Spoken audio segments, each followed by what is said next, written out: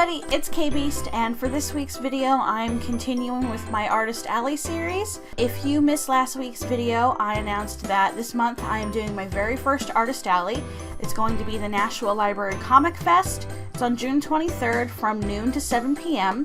So if you're in the New England area or in and around Nashville, New Hampshire at that time, please come check it out, come say hi, and come support me. It would mean a lot. So as I mentioned in the last video, I thought it would be fun to sort of document how I prepared for this Artist Alley and just kind of share the experience with you guys because I'm very excited about it and I thought it would be fun to do. So last week I shared with you a whole bunch of online resources that I used in order to help me figure out what I needed to get, where to get it, and how I picked my convention in the first place. This week's video is going to focus more on my shopping list, I guess. It's everything except the merch itself. It's everything that I got that went towards my actual table. So the display, everything like that.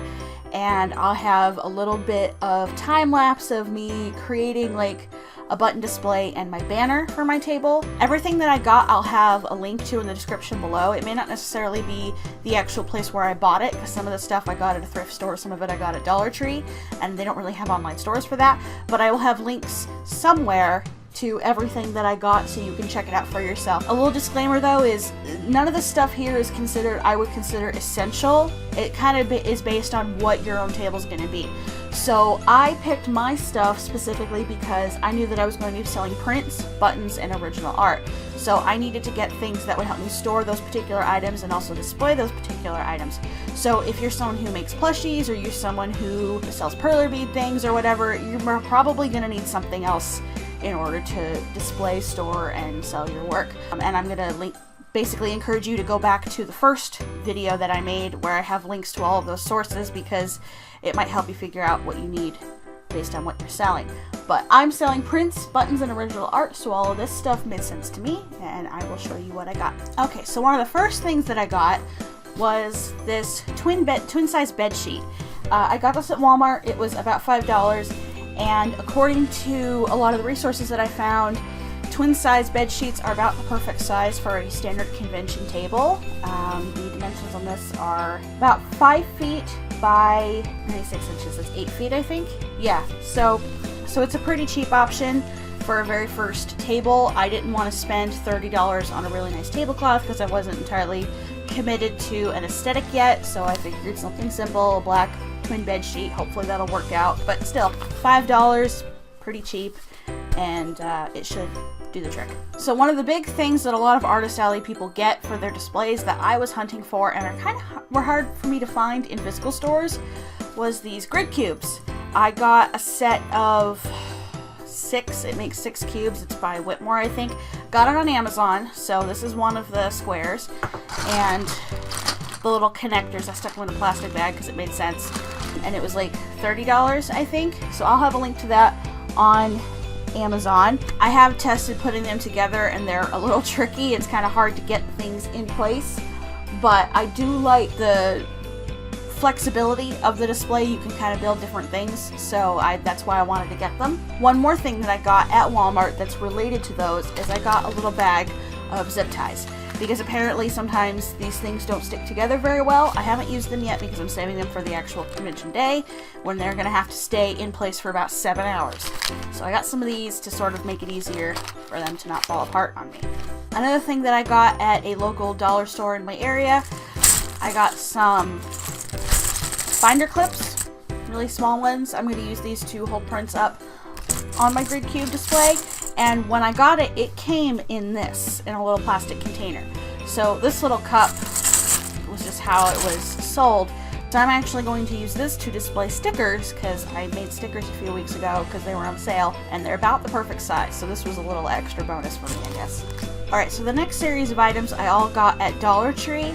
I don't know if Dollar Tree is something that's nationwide or exists outside of the country, but basically any sort of like discount store or thrift store would probably be very useful for this. Some of these items I had a really hard time finding at other places, but Dollar Tree had like everything basically. Like their little stationery section, it was just full of all kinds of stuff that's great for Artist Alley. So I definitely intend to go back and get more for future conventions, but it had everything. It was great. So I got a little calculator to help keep track of purchases and stuff to make sure I give exact change. I I got a business card holder. This was actually surprisingly difficult for me to find. I went to 2 Walmarts, I went to Dollar Tree, or not Dollar Tree, I went to Family Dollar, I went to all kinds of places and could not find this, but Dollar Tree had it. For some reason, this was like just out of stock everywhere except for Dollar Tree. So yeah, I got this little set of sticky notes in a star shape. I thought it would be fun for just quick signage saying if I'm sold out of something, or price set tags or whatever. I just thought the shape was fun, so I have these. I have these little set of like sticky dots or whatever, dot labels. I'm using these to price my originals because on my big sign it says originals prices marked. I have some Inktober pieces that I'm selling, so they're all in plastic sleeves, and I just wrote down how much they are individually on these. I got this 3-pack of tiny little notebooks. I'm already using one, so it's already been opened. I use it just for a quick little shopping list. And I think I'm going to use this for inventory. I just haven't quite figured out how I'm going to do that yet. I might do that, or I might type something up and print it out and put it on a clipboard. I'm still figuring that out, but these were really cheap and just good to have. I mean, $1 for 3 of these, it's not bad to have. Also in Dollar Tree, I got these little acrylic stands that you could use for photos or whatever. I put my signs in there. They were, again, $1 each. I got 2 small 5x7, one that's landscape, one that's portrait, to put my signs in, and I did my signs on Photoshop and printed them out at the library. I don't have a printer, so that's another way you can save money if you don't have access to printing. Your local library usually offers a printing service. I spent $0.25 on 1 page of color printing and managed to fit both my signs. So I have a little social media one so people can find my YouTube channel, and then my price sign right here, and I have a little square thing. That's another thing that I got. I got a square reader, because square readers are free, because you never want to lose a sale, and a lot of people don't carry cash anymore, so you know, it just fits into your phone. The app is very easy to use. I've already set up a couple of profiles for some of the things I'm going to sell. The website's really easy to use and set up. Square is free to use, but they do charge a fee on every single swipe. But I have a referral code that you can use that will actually waive those fees for the first $1,000 in sales or the first 180 days. I got a referral link through one of the websites that I used, one of my resource websites, and it just seems like a great idea, and it's good to have. It does come with a little sticker. I haven't peeled the sticker off and stuck it to the paper yet because this is obviously not my final sign. It's really cheap computer paper, but I still want people to be able to see that I'm going to take cards, so I just kind of stuck it in between the paper and the acrylic, and I will put that on something more final once I actually make a more final sign. But yeah, I highly recommend getting this. The last thing that I got at Dollar Tree was this little accordion folder. This is a size that's typically used for coupons. I have a bunch of these. I use another one in the glove compartment of my car just to keep my registration and everything in there, and I saw that this was probably a really good, cheap, easy way to keep track of your money. So I have my float in here, but I have it separated into different bill sizes, and I wanted something like this instead of a cash box because this is big enough to fit in my pocket and I can just take it with me. And I really wanted something that I could keep on my person, so this seemed like a good idea to me. So since you're dealing with money, security is obviously something that's really important, so you definitely want to have an option that feels the safest to you. Some people like the lockbox, some people want something they can stick in their pocket, so you just kind of have to weigh the pros and cons of each thing and make sure that whatever you use is safe, basically. So, talking about money and about security, another thing that I wanted to make sure that I got was a counterfeit money pen. I found this on Amazon.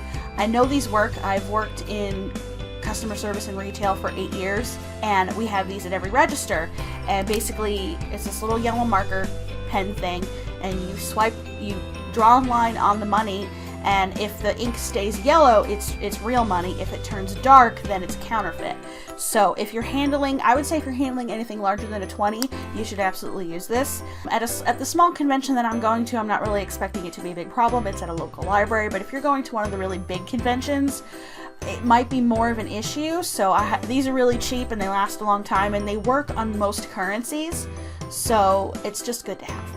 Alright, and then one of the last things that I got are these little letter sorters. One of these I picked up at Walmart, one of these I actually found at a thrift store. So I'm using these to display originals. I'm selling a few Inktober drawings, basically from every year that I've done Inktober, and I just thought this was a good way to display them and set them up so people could see them. and these are really cheap anyway, so they just seemed like a good idea. This is another accordion folder. I got this one on Amazon because I needed a very specific size that I was having a hard time finding. I basically needed something that could fit 5x7 prints because it's one of the sizes that I'm selling. So this fits it perfectly. It's got 13 pockets, and I'm using this as storage for my prints.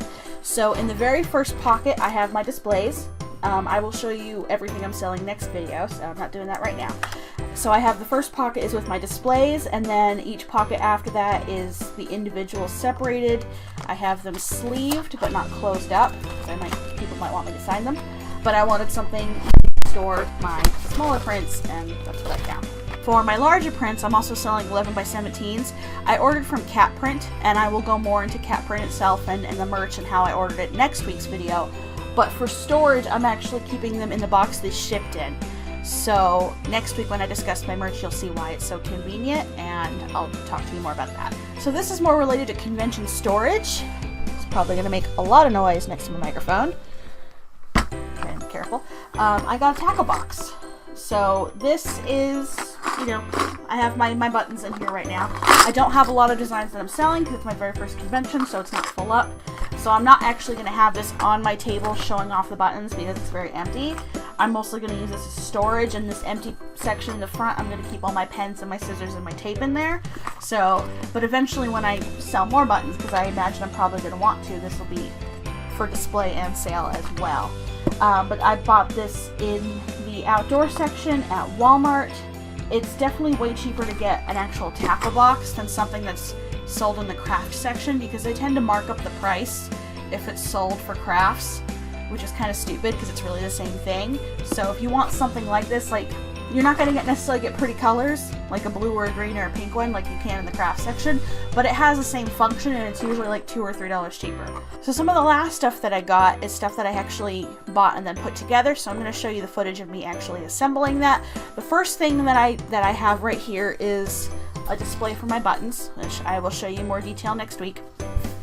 But this is a piece of cardboard with some felt that I got at Walmart. I glued it just using regular Elmer's glue. It's probably not going to last for very long, but it works for what I need it. It'll work for this convention, basically. This is a piece of scrapbook paper that I got at Hobby Lobby, and it comes off the front, and on the back I have a Velcro sheet that I also found at Walmart, and I can put my buttons on here and take it off, and I'm just going to prop it up on something. So this was just a cheap solution for me to display my buttons, since they don't really fit in the actual tackle box the way that I thought they would. And the very last thing that I have is a banner. I bought this at Walmart. I also bought a few other things with it, which you'll see in the footage of me assembling the banner. I got some cheap 50-cent turquoise paint, I got some foam brushes, and I got some letter stencils. I also had some brushes and paint left over from other things that I used to outline it, and basically this is a wedding banner. It's got a glittery paper, and I wrote the word KayBeast on it, and I'm going to hang that at the front of my table. So this was just a cheap solution to a banner because I couldn't afford to get a really fancy one printed, and overall the entire banner cost was about $5 or $6, and it gets the job done. Okay, I think that does it for about this week's video. I think I listed everything that I got, at least with regards to the table itself, the storage, and the display. So next week's video I'll show you all the merch that I got made, where I got it made, and how I prepared the artwork for those actual items, as well as what I'm going to use to package up the merch when I sell it at the convention. So yeah, like I said, just to repeat, I'm going to be at the Nashville Library Comic Fest on June 23rd from 12 to 7.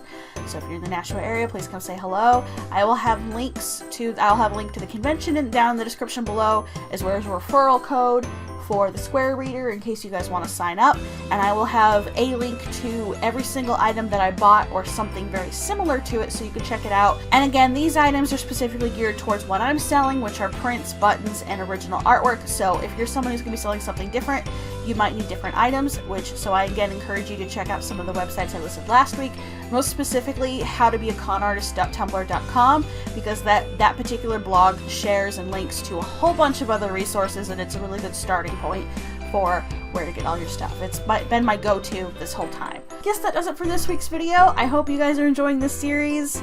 I hope it's helpful in some way. And yeah, like I said, next week will be about the merch itself. Thank you guys so much for watching, and I'll see you in the next video. Bye-bye.